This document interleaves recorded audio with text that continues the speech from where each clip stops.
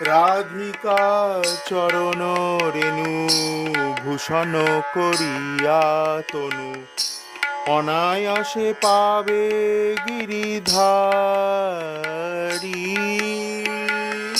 রাধিকা চরণ রেণু ভূষণ করিয়া তনু অনায়াসে পাবে গিরিধারী। রাধিকা চরণ আশ্রয় যে করে সে মহাশয়। রাধিকা চরণ আশ্রয় যে করে সে মহাশয়, তারে মুই যাও বলিহারি।